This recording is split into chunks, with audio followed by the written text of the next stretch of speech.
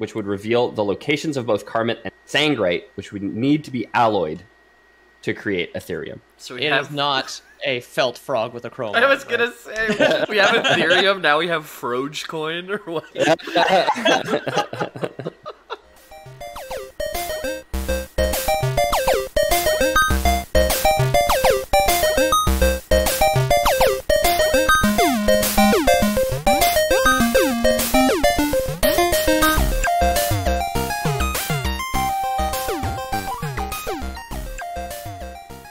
Lore boys here. Hello, everybody. Welcome back to the world's best fake herstory podcast. That's right. I updated the tagline. We're herstory podcast. Hi, everybody. I'm your host, Ethan Palmer, here to talk to you about Magic the Gathering. And I'm also stalling for time because I was going to throw to Jamie for an invite, but he literally hit the record button, got up, and left. Hey, I'm here. I moved my setup today, and I noticed my laptop wasn't plugged in and was getting on the low battery side of things. Okay. I just plugged it in, so we're good. Jamie, get down, Mr. President. That's perfect. Yeah. Exactly. Save the podcast. And of course, PDO Dog. Pete her O'Donoghue, because I'm with. Yeah. True. And that's, did we say Jahimbo? Wow. Okay. Wow, wrong side of history, dude.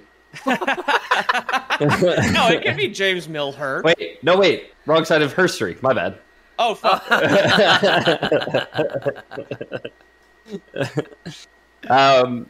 Yeah, hi, everybody. You can tell from the title that we're doing Magic the Gathering today. Of course, the boys here don't know what about Magic the Gathering we're doing. I did tell them that it's not going to be Neon Dynasty today.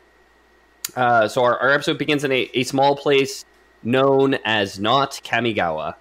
Okay. I think I know what we're gonna do, but should I guess or not?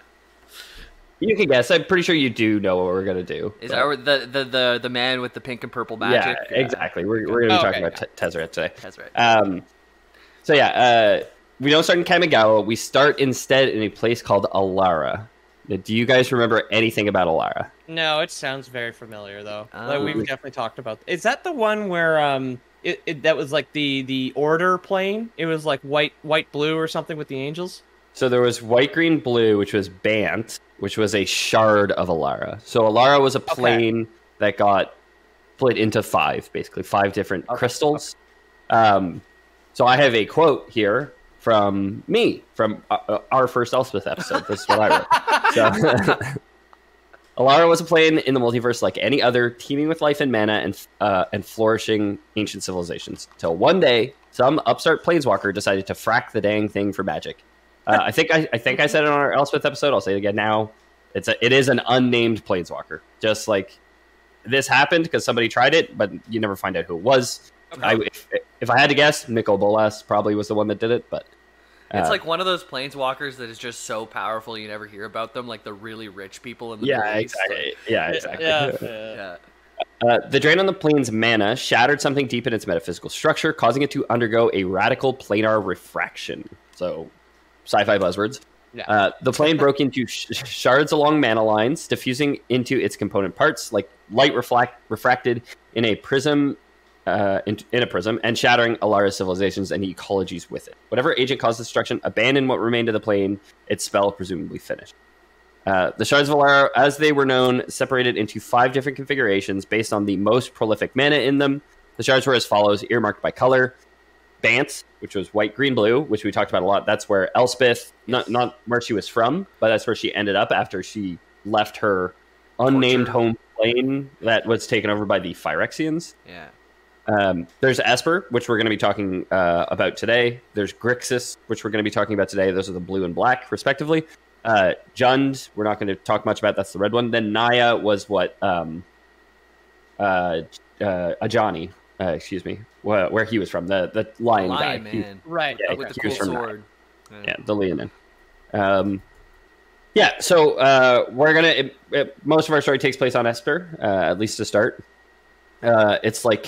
It's blue, so there's a lot of water. It's basically like one giant world-spanning archipelago.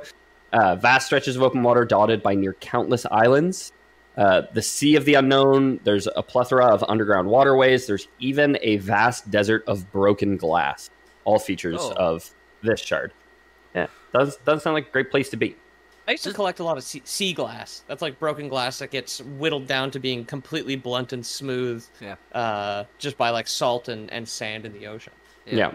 A bunch and of that certain shit. colors are more rare than others because they don't make bottles of certain colors every year or whatever. So yeah, blue and green are super common. Yeah. Or were. A desert of glass. Like, would that happen after like years of like a thunderstorm over a desert, and every time the lightning strikes, it turns the makes some glass. Yeah. I don't know. Quick Yeah. plug for everybody who has Game Pass, or if you can get it cheap. Gears of War 5 is a very good game, and there is a level that is exactly like that. You're in like this red desert, and there's like a lightning storm event that happens, and every time the lightning strikes, it makes like this fucking big glass crystal in front of you that you need to avoid with the vehicle in that level. That's cool. Yeah, really cool.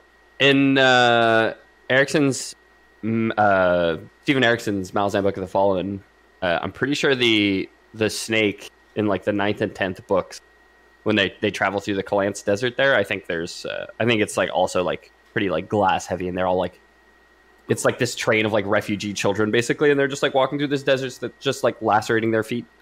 Oh yeah. Yeah, it's a feel-good story. Yeah, and there's a bunch of like blood bugs that are like burrowing into their skin and drinking their blood and everything. It's very great.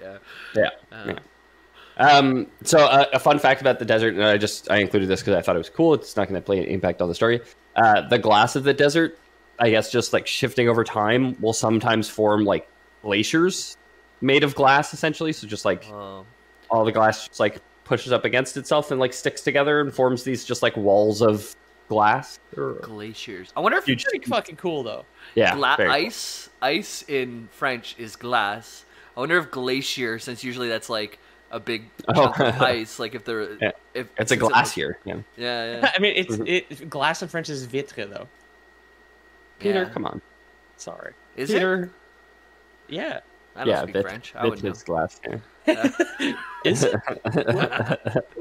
I like the idea of like going like if you go to Banff or whatever, where you go on like the glacier tours while you still can. If you had like a big like stained glass like glacier tour, that'd be pretty cool. Someone moving like a church window, two guys walking by and a boulder just rolls through it. Whoa! What are you doing with this on the mountain, man? Yeah. On the glacier, just walking across a glacier with a sheet of stained glass. So Esper, the shard, the plane, whatever you want to call it, is well planned out. It's pretty prolific with like human life, well developed. Its civil engineers are clearly, hard at work. It's predominantly blue aligned, so it makes sense that there'd be a lot of order to the design. It features elaborate stylized towers which dot the horizon like teeth in a shark's mouth. Their lines and curves make each an exquisite monument to the craftsmanship of the plane. So I sent you guys a picture of what somebody from Esper might look like. And when we talked about Tezzeret, obviously during the Kamigawa episodes, we talked about how he had that like chrome arm or whatever of that like type of metal that, Kaito Shizuki had never seen before. Said like that metal's too metal to be from this plane. You'll see the picture that I sent has like a guy who's replaced both of his arms with metal swords of this same metal, and like all the buildings in the back seem to be made of it, or the big platform in the back seems to be made of it as well. Everything looks like the liquid metal from Terminator 2. It's very cool. It's very. I figured you would like it, Pete, because I find it very like 1950s or like 1920s sci-fi, where it's like you'd see like an alien city on like some distant moon of Jupiter, and it would have like these like chrome metal buildings that they all lived in, all the aliens, right? The men of the future shall build their buildings out of the healthiest substance they have, mercury. It's like a future man scyther. He's just, I don't know how he wipes, but he's got these two sword arms, man. It's crazy. Well, I don't know if you've noticed, but his genital and butthole region is also replaced with metal. So. Oh yeah, he used just abs, no need to wipe, and biceps, and then like a nose and forehead, nothing else. He also has these big kind of dopey chrome rabbit ears coming out of his forehead. Which rabbit ears are like ram horns. It also looks Yeah. like they forgot to color in like where the back of his head would come through the metal, but that's details. true. Eh? He's got a collapsed skull from bad time as a baby. So In the biz, when you look at little details like that, we call it pixel fucking. Actually. oh yeah, have And fun. sometimes the soups, when you're running out of time, you're like, "Hey, dude, you gotta stop fucking these pixels," and they're like, "Sorry." So much of the city's towers were built of a magical metal known as Ethereum, which is said to have been made by the Sphinx Crucius, which led Esper into a beautiful age of technology, not unlike Kamigawa during the Neon Dynasty. The very first crypto bros. Yeah, exactly. So there's this Sphinx, this planeswalking Sphinx. No, he was like insane, known as the Mad Sphinx, sometimes Crucius, who like one day is like, "Behold, Mercury, build your houses out of it," and then like disappears, basically, just like gone. And everybody's like, "Oh, the metal is like it has incredible properties. Like, you can obviously replace your hands with it. It reacts to magic in a very like unique and effective way." We'll talk a bit more about it later, but like artisans will replace artisans on the plane will like replace one of their hands with like a hammer, right? So that every problem is a nail now or something.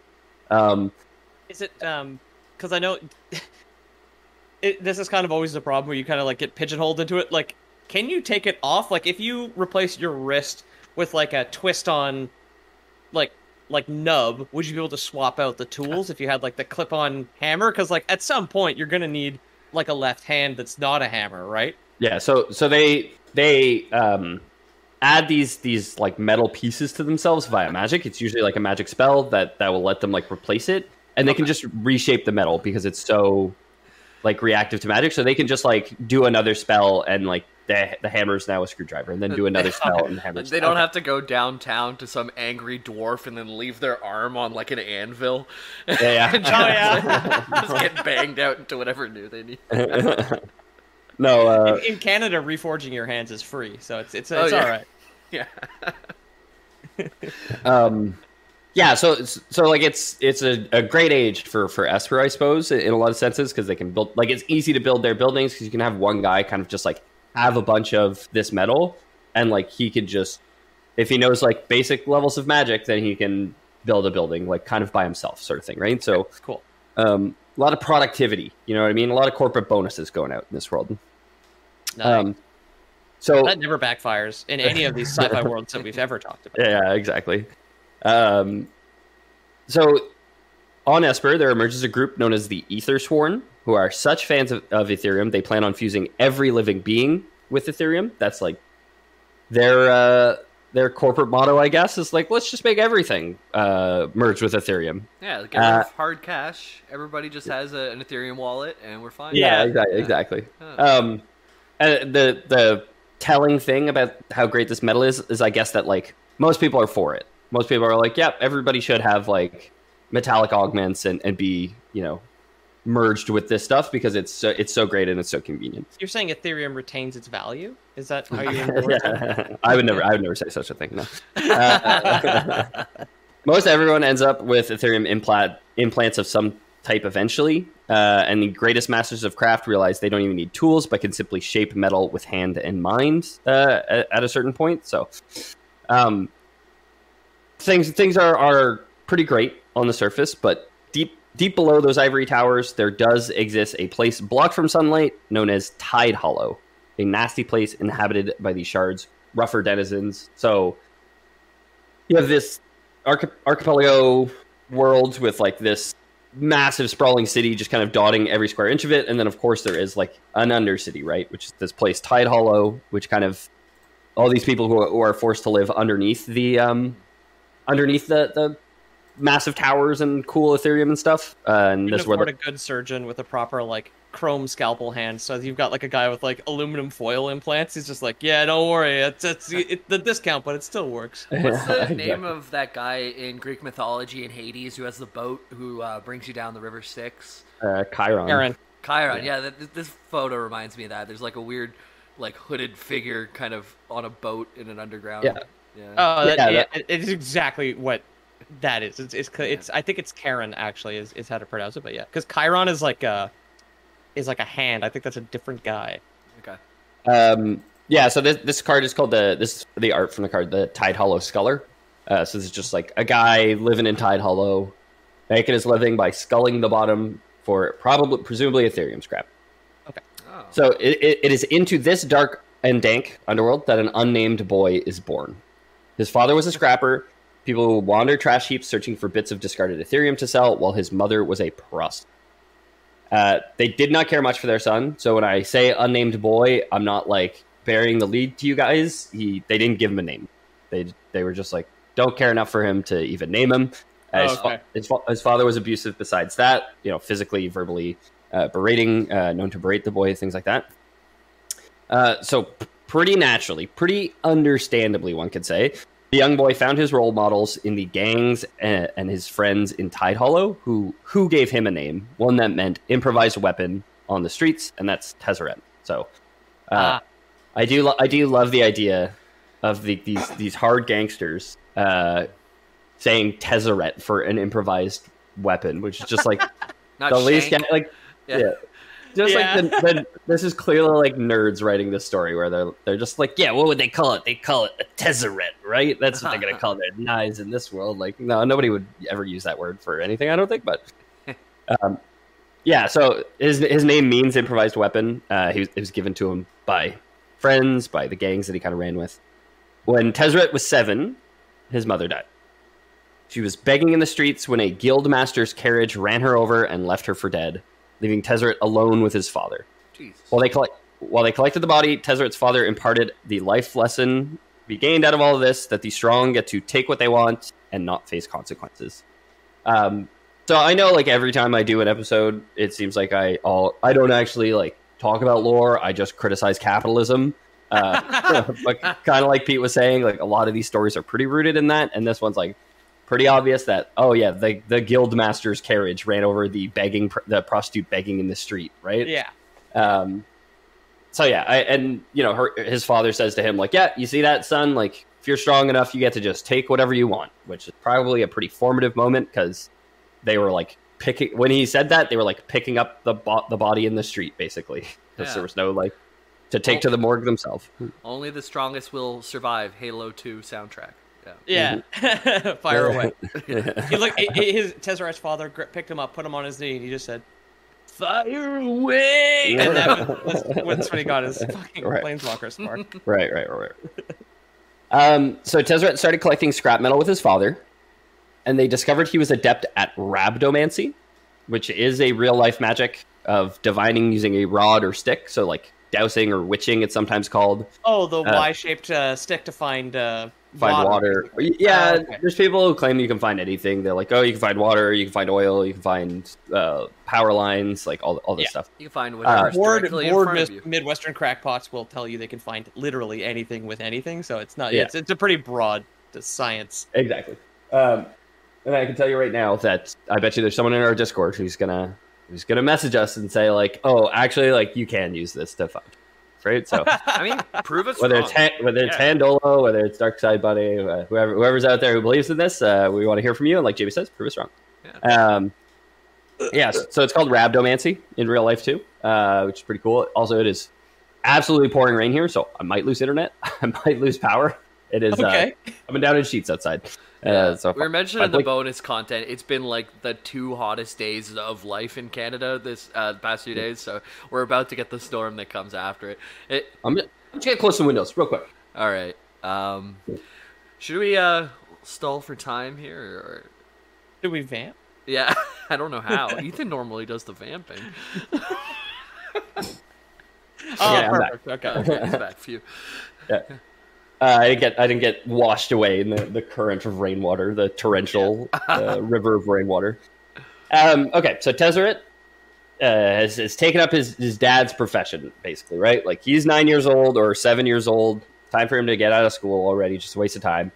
For him to wander garbage heaps looking for little pieces of mercury that he can collect with his dad, with his old pa. If he's a dosing, a rhabdomancer, I think you said. Yeah. Okay, then he's got to be good at this, right? Yeah, it helped him find a lot more scrap metal. which he begins squirreling away from his father. Because his dad, classic addict, classic junkie, basically like every bit of scrap that he can find, he's just like selling it or whatever, right? Okay. But Tezzeret kind of understands. Putting mercury in his socks to hide it from his yeah. Just replacing his own fillings with mercury fillings. Yeah.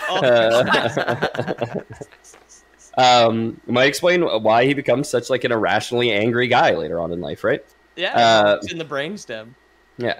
So yeah, his dad is just like selling it right away, whereas Tezzeret is realizing like if I can stockpile enough of this, then like, I can maybe make something out of myself, whereas his dad is like just selling it for food, selling it for booze, selling it for whatever as soon as he gets his hands on it, and probably not selling it for any kind of reasonable amount of money, right? You're saying that Tezzeret has been investing, I suppose. Yeah, exactly. Yeah. In Ethereum. Ethereum. Yeah. Ethereum, yeah. I would never say that. So he's running more and more with gangs. He eventually does leave Tide Hollow, like the Undercity, leaving his father to fend for himself. So he does eventually save up enough money that he's like, I'm getting out of here. This is not where I'm gonna waste away the rest of my life.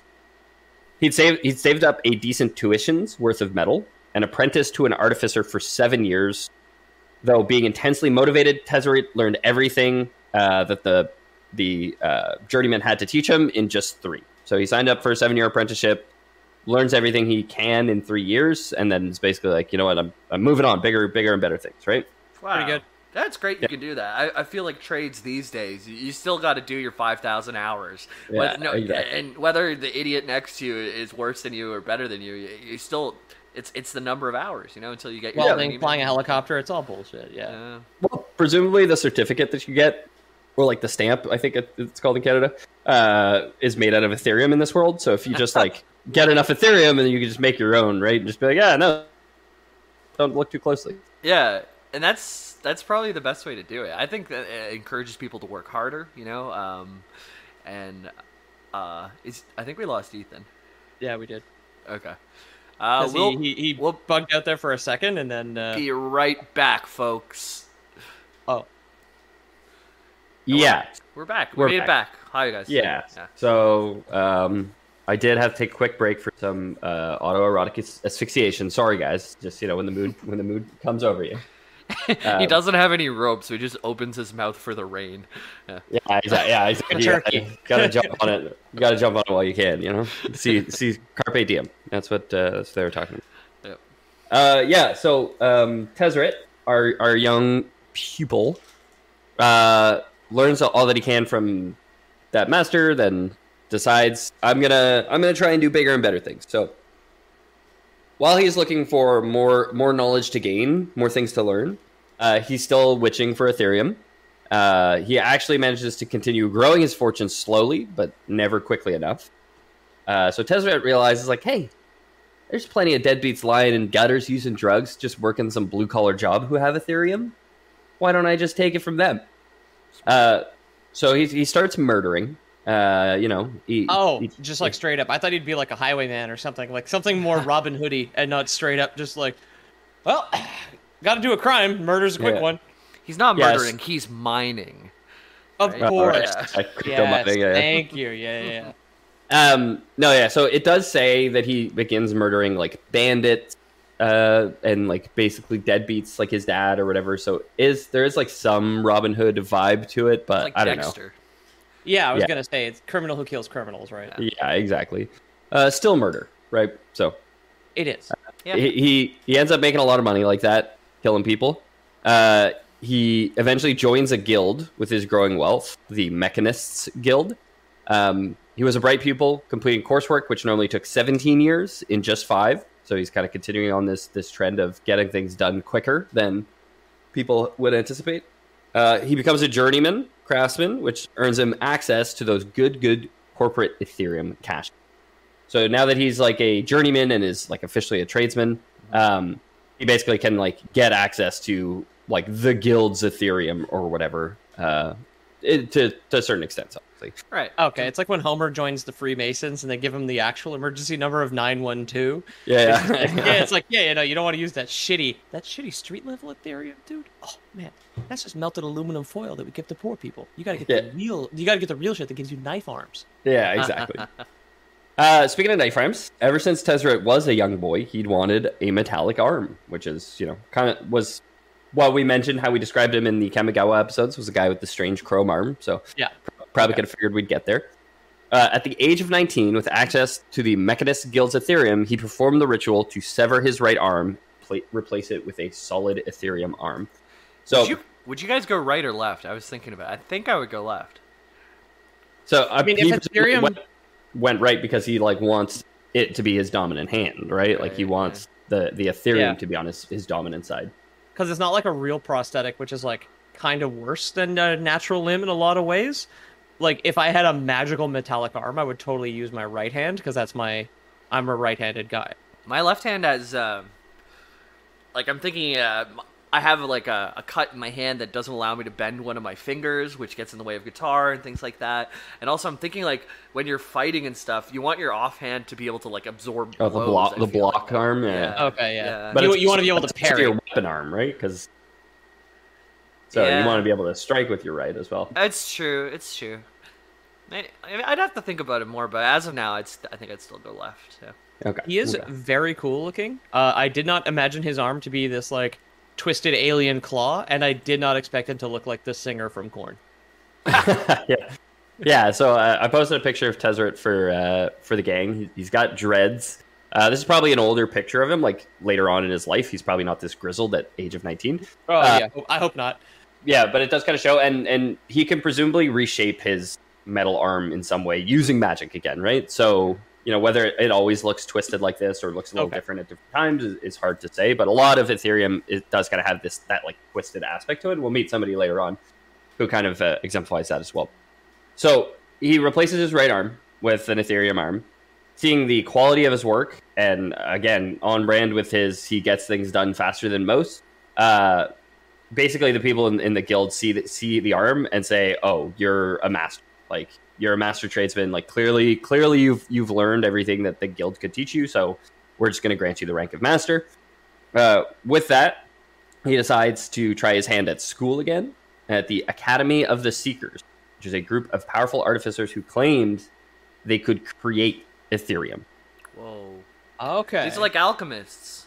Yeah, exactly. Yeah. These are guys who say we're the Seekers and we're looking for something called Karmat, which will let us create Ethereum if we can find it. More on that after the break, though. It's raining again. I gotta go. Oh yeah, that was refreshing. That hit the spot, honestly. Nice little rain shower. You know what I'm saying? Welcome back, everybody. I hope you buy that thing. That's all I can say. Actually, I don't really care. We get paid for it no matter what. So yeah, we get our fraction of a penny. Just listen to it. Yeah, that's fine. Yeah, exactly. I hope you guys listen to that real good. So the academy that a 19-year-old Tezzeret joined was run by a group known as the Seekers of Karmat, who were dedicated to, seeking Karmat. Karmat was a material which apparently could synthesize Ethereum. They had a sacred codex, which would reveal the locations of both Karmat and Sangrite, which would need to be alloyed to create Ethereum. So it is not a felt frog with a chrome. I was gonna say, we have Ethereum, now we have Froge coin, or what? So I looked up, because I thought there might have been some connection between, the geeks who created the actual crypto and, the geeks who play Magic the Gathering. So I looked up, the term Ethereum that, is used in both these things to get the etymology. It was coined by a Russian-Canadian programmer, Vitalik Buterin, after browsing a list of fictional elements on Wikipedia. Oh, nice. Okay. Yeah, so it might have maybe been named after this thing, because this is probably from, 2008, this story, so... Wow. Okay. This definitely predates the crypto coin, yeah. The Wikipedia on the crypto coin says it was launched in 2015. So yeah, still after the Magic card. Cool. Yeah, I don't think there was any crypto coins in 2008, right? No, Maybe. I mean, I hope not. I hope there was one. like some pure decade left, Yeah. untouched. I mean, Bitcoin was around in 2010 and 11. I mean, Yeah. might have been around in 2008. Might have, yeah. Yeah. Who knows? Yeah, cool. That's interesting. So I wonder if it came from this. We'll say Loreboy's canon. The crypto coin is named after this material. Yep. From Magic the Gathering. So yeah, we got the Seekers of Karma who say that if they can get Karmat and Sangrite together, they can alloy it to create Ethereum. And they claim that's how Ethereum is made, has always been made. And again, just a quick reminder, it was the Sphinx Crucius who created Ethereum in the first place, gifted it to Esper, and then pieced the fuck out. Nobody's seen him since, pretty much. So this is a bold claim, right? Saying like we can make it, we can make more. Like that mad planeswalking Sphinx, yeah, we can do what he did, no problem, right? The locations of Karmat, as a result, and the Codex itself were fiercely guarded secret. Naturally, if you have the power to just create gold out of nothing, you don't share that secret very easily, right? Like No, Isaac because then it Newton. has like He figured it out. He didn't tell anyone.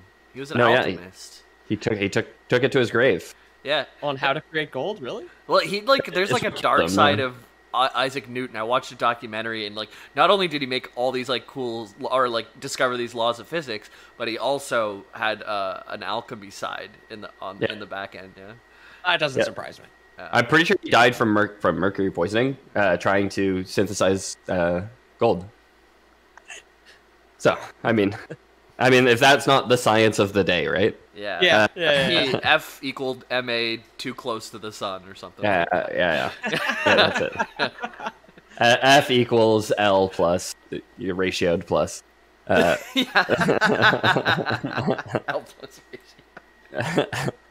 Okay, so we've got these Seekers of Karma who have this codex that tells them where all the Karma on the plane is. And they say that they can use it. Sharum, who we talked about very briefly, we talked about her dying. She's one of the foremost sphinxes of the plane. She's the hegemon of the plane, so basically like the leader of Esper. And she was the lover of Crucius, the Sphinx. They were a couple, the OG power couple. She could not even fabricate new Ethereum. Could only thin existing Ethereum, which was impressive in its own right. Most people couldn't do that. Sphinxes love doing that kiss where you rub the noses together, and that's why you see a lot of modern day Sphinxes don't have noses on the statues. Oh, okay. They're very They do cute. the little nuzzle. That's the cutest lore boys canon. That the great Sphinx outside of Giza, I think it's Giza, right? Lost its nose in a Eskimo kissing competition. Yeah. But they tore down the other Sphinx, apparently, that did it. So we know, or I guess I know, and you guys are about to find out, because I read the story, that Crucius, the Planeswalker, had traveled to a different shard of Alara to get the materials he needed to create Ethereum. So, the petrified blood of a dragon, which died in battle, known as Sangrite, and a red stone known as Carmen. So, yes, that is how he created Ethereum, but he did not get any of the materials on Esper. He did not find them on Esper. Okay. He had to planeswalk to another shard of Alara to get them. Yeah. He brought the fruit and vegetables across the border, which is illegal and Very irresponsible. illegal. Yeah, exactly. Yeah, don't do it. You have any And magic rocks in your trunk, sir? How long were you in the United States? Like, nope, nothing. So Tezzeret had joined the Academy, hoping to become a Seeker himself, and to learn the secrets of creating Ethereum. He's like, if I can become a Seeker, they'll give me access to the Codex, I can find some Karmat, I can create my own Ethereum, I could get even more powerful, even richer, right? Unfortunately, Tezzeret was lowborn, not considered a good look for the Seekers. There was a classic Gary Oak at the Academy, known as Silas Wren. Oh, I recognize that name, too. You've too. definitely talked about this guy before. I don't think I have. No, it maybe sounds like Venser. I don't know. A pretty magic-y sounding name, I guess. But I could give you guys a picture of him. So like just compared to if you contrast that to the Tezzeret picture as well, it's like go ahead and describe. How do you not hate that guy's face from that photo? Exactly, just so smug, right? Yeah, he's got this smirk on. I was doing this script and my wife was sitting next to me. She was like, "Oh, that guy looks cool." And like to be fair, his like full Ethereum body does he's look so pretty cool. smug, yeah. He's got the smuggest look on his face. I was like, yeah, I don't know. He looks like his body's all twisted together like some metal deck furniture. Yeah. He's got a whip. He's got his Ethereum is like gilded, like it's like gold plated Ethereum basically. He's got a thing in his chest too. It looks like his Iron Man heart or whatever. Yeah. We'll get to the thing in his chest in a little bit. I googled Silas Wren. If you guys want to describe that to the listeners, because apparently my computer did not know what it was looking for. Okay, there's a stock photo of a model. There is a Wren, the bird, because you spelled his last name wrong. Okay. Then there's Silas from Ice Age, which I'm guessing is the Ice Age movie, and he's a villain in the Ice Age movies. Two young kids dressed. I don't remember. Two young kids dressed for church. It looks like from a long time ago. Then there's a photo from the mid '70s, maybe '90s, with like a filter or something, of two children who are clearly now ghosts. No about that in my mind. So Silas, if us describing his smug face wasn't enough, is the heir to the most influential house on Esper, literally a golden boy among the Seekers, and agreed with their assessment that lowborn, Tidehollow scum should not be allowed to join the Seekers. So he challenges Tezzeret to a duel. And they're both, he's not part of the Seekers right now, but he's like a prodigy. He's like, his dad is clearly on the board of admittance, and is clearly going to get him in as soon as he's done his school kind of thing. So he challenges Tezzeret to a duel. Silas and Tezzeret, like I say, they're studying at the academy together, each aiming to get hired after college with their poli-sci degrees, but it's like a classic jock-smoker dynamic from high school, right? Dude, I'm so excited. I want to see how this duel goes. I also wonder what the golden boy has for his junk. I guess they don't need sexual reproduction organs and all that stuff anymore, huh? They just like put a little drop of mercury in a petri dish. Yeah, exactly. Just grow a baby, no problem. That's how we did it, my wife and I. I like how that's what you were thinking of. I was thinking of like a woven like gold Ethereum Letterman coat where he's got like an Ethereum football as well. And you're just like, I wonder what his dick looks like. I hope it's like that coiled, like it's like a spiraled, like woven, like golden foil thing that looks like looks like a chastity bicep, cage. Right? Yeah. This guy probably is in a chastity. Let's be honest. So. Yeah. So perhaps not used to the strictures of a fair fight, Tezzeret loses this duel. Maybe it's all the wealth and power, the fact that Silas got a good night's sleep and didn't have to like stay up till 4 a.m. murdering hobos and searching garbage heaps for scraps of Ethereum. Like, okay, yeah. Who knows why? Maybe he is just like a competent fighter, right? Like, they use this as an argument against Tezzeret's admittance, the fact that he loses the duel. They say, oh, well, you're clearly not ready to be a Seeker. His powers were substandard since he couldn't beat a novice of their order and like a billionaire's kid, basically. Now, dueling has nothing to do with what we do here, but you lost this one, meaning we don't think you're qualified. It's not because you're poor. Yeah, well, yeah. They were straight up like, no, you're too poor, and then like use this as like an added insult on top of it, like you're poor and you can't fight. Like at least the poor people we let in can fight, right? Poor bitch. Like, oh well, yeah. It's like on his LinkedIn. It's just a poor bitch. So Tezzeret, not easily dissuaded, waited as long as that same night to appeal the decision, and went to the academy to speak to the headmaster of the Seekers, someone named Amalat Panax. He was surprised. It's Dumble de Or, but like or. Pretty good. I was gonna say Panics at the Disco because the golden boy here looks kind of like the singer. Yeah, I can see that. Yeah. So he goes to see this guy, Amalat Panax, Dumble de Or. He's surprised when old Dumble informs him that not only had he not been accepted into the Seekers, but was being expelled from the academy for, I guess, having participated in the duel when, again, classic rich kid, not gonna face consequences of his actions, right? Nope.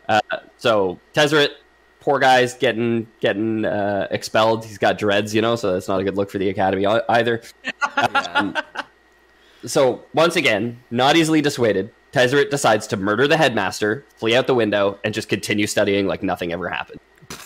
Okay. He does like the George Costanza, like they fired him, but he just keeps showing up to work, kind of thing. Oh, and he yeah. just murders the only person who knew about it, I guess. Like, Wow. so 3 years pass, and his little whoopsie poopsie is never revealed.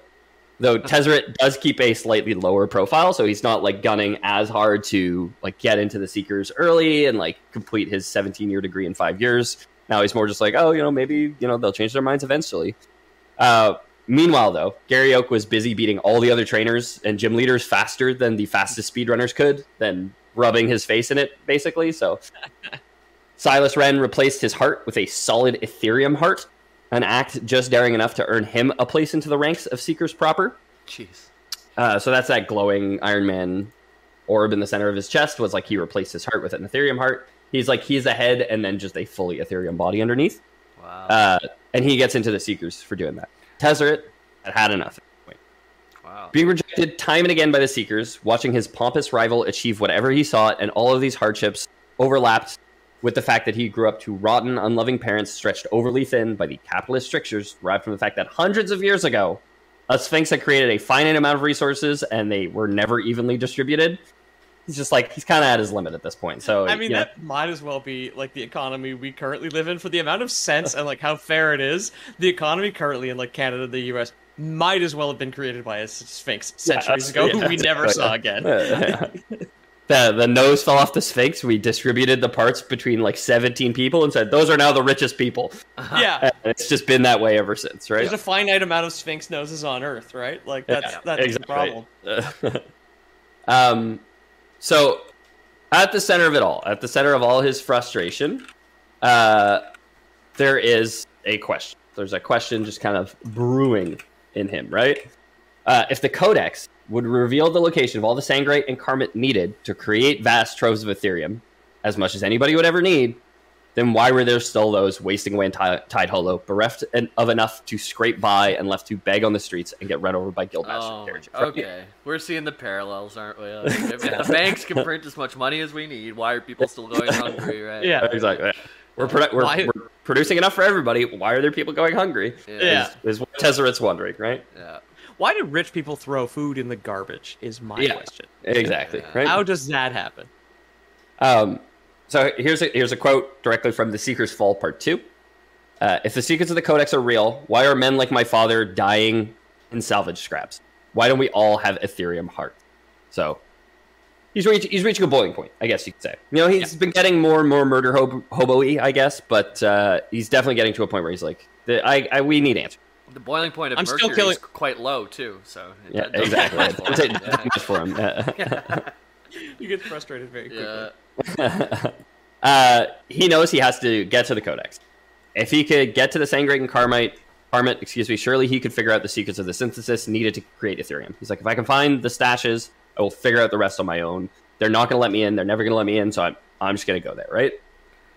The Codex... Dragon blood plus what makes Ethereum again? Karmit is just like this red stone found on Jund. Jund or Grixis, I think. And Sangrite is the dried blood of a dragon who died in battle. Specifically, right? Okay. Yeah. Okay. That has blood almost in his name. He's like Sanguini or whatever. Yeah, exactly. Yeah. Okay. So the Codex Ethereum, also called the Filigree Text or the Ethereum Text, is 23 separate tomes housed in the Sanctum Arcanum. Sharum, the Sphinx who I mentioned earlier, the hegemon of Esper, even quoted the Codex saying once, there are patterns on the breath of stars. So it has had access to it at some point, presumably. And this is what Tezzeret wants to get to. So he breaks into the Sanctum, the guarded vault beneath the Academy. In broad daylight... Turns his arm into a little key. Puts it in the door. In broad daylight, he breaks into the vault. He kills the guards outside it using the murderous talents he picked up over the years. He killed everyone who stood between him and the answers he sought. At this point, he's like... kill a lot of fucking people, yeah. At this point, I mean, he's a bad guy. He's a villain. But at this point, he's also just like, stop standing in my way. I'm going to get the answers I want, kind of thing. Yeah. So he fights his way to the center of the Sanctum, even as the alarms grew behind him. Tezzeret had arrived at the Codex. What he found was blank pages. The Codex was a sham, completely just like a tool that the Seekers use to be like, yeah, no, we should be in charge because we can create more Ethereum. So like, we're the most powerful people. Like, it's just a bluff, basically. But they built a decoy. They built decoy codices to maintain their power. But at no point did they even just like have an intern come in and fill them out with just a little bit of nonsense. It's just like they just bound blank pages. It's just like good enough.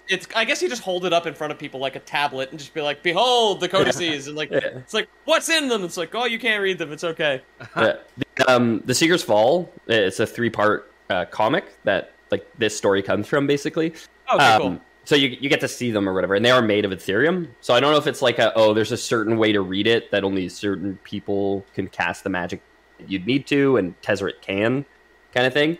So he knew it at the time. I don't know when he finds out, if he ever finds out. Well, I know, again, from having read the story and read some of the surrounding work, that the Codex had been planted on Esper by none other than Nicol Bolas. Oh. Always. So the magnetic dragon planeswalker had used its lies to control the Seekers, and through them the Shard of Esper. So it was like a control thing. He was like, yeah, I'll give you guys this thing, and you guys will say like, oh, you can use it to find as much Ethereum, and I'll tell you like it's made of Sangrate and it's made of Karmit, and you can tell people that, and like it'll be verifiable or whatever, right? And then you guys will just work for me in return, right? Nicol Bolas is a real rise and grind kind of motherfucker, because he is like sowing discord throughout every single plane. Like he's got multiple like revenue streams or whatever. Fingers and pies, yeah, for sure. Yeah, a lot of fingers and a lot of pies. Man, if I lived forever, I'm not sure I could care that much about so many like storylines. You know what I mean? It's like just figure out something. Like, I guess you got to keep busy or something. But jeez, crazy otherwise. You get so fucking bored living for millennia. Well, his whole thing too, and I haven't read too much into Nicol Bolas, like I guess recently, but his whole thing does seem to be the whole like, oh, I'm just gonna destroy everything, which might just be like he's lived too long and wants to just like end it all, but like, you know, not willing to just end himself or go like sleep in the sun for eternity, like. Yeah. For real. You want to retire somewhere nice, Nicol Bolas? Come on, go sleep in the sun. So Tezzeret stood in the face of this grandiose lie, even as the guards arrived, in more numbers than he could hold off. He fought as best he could, but was overwhelmed eventually, the guards swarming over him. They beat him near senseless, trying to kill him, before his Planeswalker spark ignited and whisked him away into the blind eternity. Of course, yeah. He didn't travel far through the blind eternities, maybe because he was weakened as he was. He finds himself on Grixis, another of Alara's shards. So this is the Black Shard. Grixis is not a friendly place. Doug Bayer, current senior creative designer for Magic the Gathering, once described it as Grixis is a hellscape of decay and madness, where necromancers command swarms of undead and demons walk the earth. Humanity is nearly extinct here. The survivors cower in hermitages, defending their life essence from rampaging horrors. Rampant death magic and demonic influence make Grixis an abominable destination best avoided by most. Wow. So normally, this like Tezzeret would probably do okay here, right? But he is like really weakened from the beating that he received, right? Okay. Wounded from the assault in the Sanctum, he does his best to survive for a time on Grixis. He fought off the local fauna as best he could. In the comics, he kills some of them, but the beasts of Grixis were relentless. He's driven back, eventually finding himself atop a ruin from when humans once inhabited this place. It's where they used to send warlocks and necromancers. Like, are you sure you want this job, man? All right, you're going to Grixis for the weekend. We'll see how you do after that. Yeah. These like shaky-kneed like warlocks coming back. Like, no. I'm just gonna be. I'm gonna mine Ethereum. I'll be fine. Yeah. I'll be an actuary like my dad. Yeah. So he gets to the top of this ruin and he's just exhausted. He lies down, accepting of his fate. He did not know how to planeswalk again, presumably, because he doesn't just planeswalk out of there. He could not gather the strength to cast the simplest of spells when his salvation arrived. The sky darkened as the sun itself was blotted out. Oh. Nicol Bolas appeared before Tezzeret and offered a bargain. Work for Bolas's infinite consortium, and Bolas would save him from a slow death.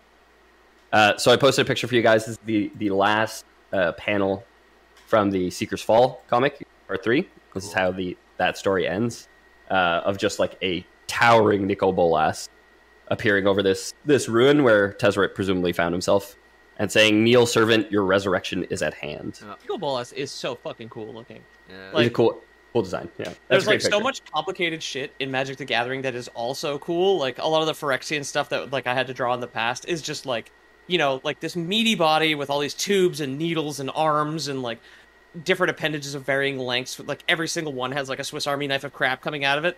Nico Bolas is just a dragon. He's kind of slim, but his like basic design is like is timeless and like still threatening too. It's so cool too, because like since he has his finger in so many pies, you could think that he did influence things. Because it seems like Tezzeret is like really up, like at the perfect place to accept a deal with the devil, to take more power because power above all. Maybe Nico Bolas kind of like nudged the carriage to run over his mom, put the first bottle in his father's hand, kind of thing, and like just like set this up for this perfect moment where, of course, he's going to accept and going to excel. Like, I do believe it is canon that he has some powers of like prophecy, so can see the future to some extent at the very least. And yeah, like my exact thought was like he put the Codex in the hands of the Seekers there for like to control Esper, but also because he probably knew that like Tezzeret would find himself at this point eventually, right? Yeah.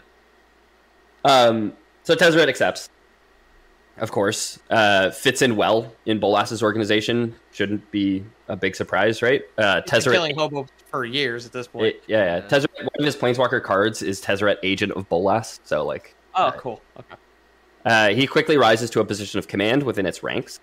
Now, we did talk about the Infinite Consortium a bit, and we did talk about Tezzeret in the Infinite Consortium a bit on older Magic the Gathering episodes when we talked about Jason, Liliana Vess.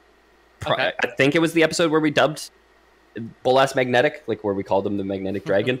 It's like one of those ones, basically. It's either that one or the one, like we always reference we always remember our episodes based on Pete's art, but it's either the one where Liliana is looking at the Magnetic Dragon or the one where Jace had like put a pillow of himself and like snuck out of the house because he's illusion magic or whatever. Yeah, he's got the bed decoy with the pillow with the face. It is an emoticon or an emoji on our Discord server linked below. We have the pillow with his like blue and teal do-rag and a crude smiley face drawn on like a regular white pillowcase. It's our sleeper emote. Yeah, exactly. So we talked about the Infinite Consortium there a bit. Like Liliana worked for the Consortium, as did Jace for a time. Like they both worked for Bolas for a bit too. Liliana went on that rampage, killing all those demons who fucked up her family, right? Killing the 4 demons, who would like stolen her soul or whatever, and she was like using Bolas and the Infinite Consortium to that end. Whereas Jace was more just like lost puppy, didn't know what he wanted to be when he grew up, and kind of found himself working there for a little bit. It was like largely mercantile, the Infinite Consortium. It's just a way for Bolas to amass wealth and powerful artifacts and gain information, like that kind of stuff. Like it's more transactional than like a traditional gang or an army or something like that. I didn't figure out exactly how long Tezzeret spent earning some trust and respect in the Consortium. There is a timeline. I didn't look at it too closely. But earn trust he did. He was a competent leader, an even more competent gangster. So kind of just makes sense that he would, command some respect amongst these interdimensional gangsters. He has a big gold ring on his metal hand, like points at people with his index and pinky, like we were talking about. Exactly. Once he had established himself, it was easy for Tezzeret to infiltrate, earning the trust of other members, positioning people where he could, until he stages a bloody coup d'etat. He orchestrated the assassination of all or most of the Consortium's leadership. Anyone who wouldn't join him basically gets murdered in one fell swoop, and he kind of positions his people like at the higher echelons of it. So naturally, crossing Nico Bolas is not an act taken lightly, right? You're asking for trouble going against him, pretty much. This one coming. I summoned Pot of Greed to murder your entire Consortium leaders. And he's supposed to see things coming, so I don't know. Fingers in enough pies. Seems like the only way you can write good like prophecy in any kind of fiction, in my opinion, is to have it be like, oh, it's possible outcomes, right? At which point it's like, is it really prophecy or whatever? Right. Or where his focus is at any given time, like the monkey walking through the basketball thing. Yeah, Brent Weeks, he writes fantasy books or whatever, and he wrote one trilogy. His first trilogy featured like prophecy, and it was like pretty cool. Where it's like they could read the future, but like the longer they spent like reading the future, and the further into the future they went, like they just slowly went mad, basically. So it's like, oh, they can, but like there's a cost to it, kind of thing. Okay, which I always thought was a cool way to do it. The books are okay, but one of the things that popped into my head was when you did an episode on the Elder Scrolls themselves, and there's like a certain kind of person who can read, like the certain kind of person who can read the Elder Scrolls or the Moth Priests, exactly. And it kind of reminded me of the codices, except the fact that codices are just like straight up fake and not like magically blank unless you're supposed to be able to see them, right? Well, there is a blank book in Skyrim, right? It's that blind guy's book, and you steal it from him, and there's no pages in it because he's obviously blind and can't read. The Brent Weeks thing that you just said is kind of cool, like to think about it, because if you were able to see the future, right, you could think of it as like a series of paths, and the more time goes on, like the farther into the future you get, the more that they can split. So it's like exponentially more and more paths. So if you went too far into the future, you went past your RAM of your brain or whatever, like you can't see like past 64 paths, or else you'll just go like break. I'm overclocked now. So also, having read the fiction, like I can probably say with some certainty that like Bolas knew this betrayal was coming and doesn't care so much. Like he knows how things are going to pan out, so he's like, yeah, go ahead, take over the management of the Infant Consortium for me. Like that's fine, you know. Right. That's a task off my to-do list, right? Yeah, it sucks to be them, I suppose. Yeah, it sucks to be the people who you murdered, but whatever. I don't care. But Tezzeret in the moment doesn't know that. He's just like, oh, you know, I'm playing hard and fast here, cards close to the chest. I'm like, you know, feeling the weight of his decision. He knows that he needs to find some allies. Bolas did not strike right away, but Tezzeret was not going to wait around to give him the opportune moment. So he's planeswalking, and he might have been planeswalking, like presumably he's been planeswalking for a while. Again, I don't know how long he spent here or like what exactly he learned, but this is like, we haven't skipped over beats in the story necessarily. I was researching this because we talked about it on the Kamigawa episodes, or around the Kamigawa episodes, where I was like, oh, maybe I'll go back and do the Tezzeret episodes, right? And then when I was looking at the timeline, basically one of the first things he does is Kamigawa. Like, he has his backstory, and then like one of the first things that takes place is the Kamigawa arc. So I was like, oh, that's perfect. We don't have to go through like everything he does forever. This is more of a setup. So yeah, he's planeswalking around, looking for allies to help him fight Bolas. He doesn't end up on Kamigawa, but he does find his way to New Phyrexia, where he allies with a Phyrexian named Jin Gitaxis, who I think may recognize from a couple weeks ago, eh? Yeah. So it's not the same picture, but it was a new Phyrexian in that I sent you guys last time. But I have sent you a picture of this guy before during the Esper episodes, because when they were taking over, when Esper and her friends were fighting the new Phyrexians, which I think is in the future still. Like I don't think we've gotten to the Esper arc yet. I don't know that for sure, but I do kind of know that for sure because anyway, I don't know the timeline perfectly, like I said. But he's got the face of a blue eyes white dragon, but all gray. And like a hunched back. He does, yeah. This is the Jin Gitaxias, also known as the Core Augur, was the blue-aligned Praetor of experimentation, and was a researcher for the Phyrexian. Oh yeah, the quest for Karn goes to like the core of the planet or whatever, and they find everybody's different little laboratories and everybody's ward that they all work in. Because I do recognize that photo. Yeah, no, for sure. I've said it to you guys before, but yeah. In his research, Jin Gitaxias had stumbled across a curious plane, one where the very magic of the plane was slowly merging with the material side of it. There was, however, no easy way for the Phyrexians to reach it without a planeswalker to open the way for them. So, that's Tezzeret 1, I guess. We'll probably jump back to the Neon Dynasty next week to figure out what this crazy Tezzeret guy is doing on the plane. Whatever happened to the Emperor, guys? Wow. Where Emperor? That's true. We're going to find out where the Emperor is. We're going to find out what the Phyrexians want here specifically. What is this reality chip that Kaito's friend made before he died?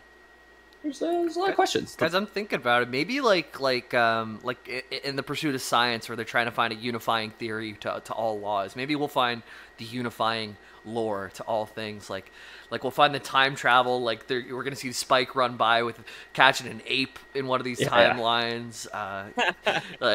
Someone doing a backwards long jump in Mario 64 in a different universe. Who knows? Yeah, it's gonna all lore is gonna be connected with that one grand unifying lore theory. We'll keep looking for the reality. Cool. Thanks so much for listening, everybody. I've been your host, Ethan Palmer. If you guys want to help out the show, consider leaving us a review and telling your friends. More and more people stopping by the Discord every day. Thanks to the person who sent us 35 emails describing how they open a banana. We haven't read them yet, but we'll read them, at least one or two of them on air at some point, I think. I think there's some. I think Bison might have sent us an email on how he opens a banana as well, which we did request last week. So thanks everyone who sent those. Keep it up. If you guys want to get in touch and you guys want us to read your email on air during one of our mailbag episodes, you can reach us at contact@loreboys.com or loreboyspodcast@gmail.com. And if you want to just talk to us on a more casual basis, a more one-on-one, a more live basis, rather than you send us an email and 6 months later we read it on a Twitch stream, you can join the Discord. Pete did mention it, but there is a link in the description of this episode that should take you there. You can get access to all our emojis, like our Jace pillow sleeping emoji, disguise emoji, and all that other fun stuff. This week I hopped in to a random chat that was going on between I believe it was Hondolo and Fragile Shark. They were talking about, I think, Crusader Kings, and I just fly in a wall jumped in and listened to all the systems that are going on, and how inbreeding is a debuff, but if you inbreed enough, you get to purebred, you break through on the other side, which becomes a buff, and all these crazy systems, and it's cool. There's some fun stuff going on in the chats, in terms of gaming, and a lot of people get help with No Man's Sky, since they've updated it a million times for the last 6 months or whatever. Yeah. Every time you Google something, it's kind of changed, but there's people in here who play enough, and they're helping each other out. Really good community. It's awesome. Yeah, veterans of many wars available for advice if you need. Yeah, exactly. We do have the Minecraft server, which you get the details there. Plenty of people. Bison just built us a bunch of roads. And some animal torture machines like we requested last week. Naturally. Hondolo set up an Ark survival server. It's not a Lore Boys official server, but he did say that anyone's free to join. You just got to hop on the Discord and send him a message. Yep. And he did say it's okay for us to shut that out. So There you go, Han. Peter, what about you? Anything new in Instagram Squared Idea worlds? Same old. Everything in progress. Check out the Instagram. Check out our pictures. Check out my publisher, Squared Idea. Check out the merch, also linked below. If you have a request that isn't going to be immediately copyright taken down, please let me know if you want to see something on a t-shirt, and we can put it up fairly quickly. Mm-hmm. Jamie, anything else that you would want to plug? Just hop in the Discord. Right now, I don't know what my next episode's going to be, so there is a lore request channel. You can hop in and influence one of the next episodes just by hopping in and saying something that I might like to do. So you could nudge one of the many futures of the Lore Boys yourself. Yeah, exactly. You could spend too much time in the lore request channel, or you will go mad. So full disclosure. If you guys want to support the show financially, we do have a Patreon, patreon.com/theloreboys, where you can get access to perks like the script with all the artwork that I sent to Jamie and Peter on this episode. You get 27 minutes of bonus content this week. Oh, we talked about Ethan's birthday party and all the fun antics that went on there. You can hear So head on down to patreon.com/loreboys for more information on that. And then, of course, if you guys don't trust Patreon, we do have Lore Boys Prime. Always have, always will. Where this week we're setting some stuff up. So, hey, Jamie, could you just take your headset off for a second? Okay. Sure. Cool. Thanks.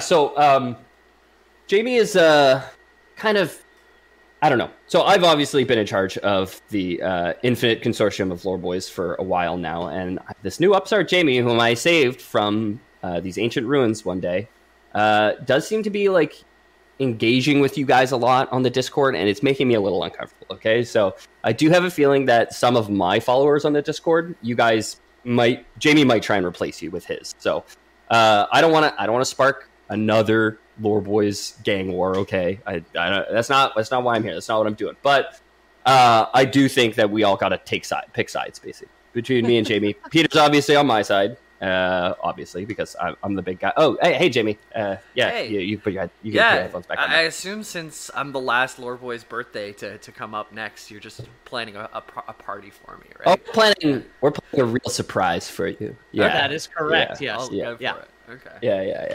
Yeah. So if you guys want to be a big part of Jamie's surprise, then send me a message on Discord. Okay. Wow. It sounds like it's gonna be fun, guys. That sounds great. And I think that will cost it will be. A Lore Boys taking out the trash. Out. Nothing to worry about.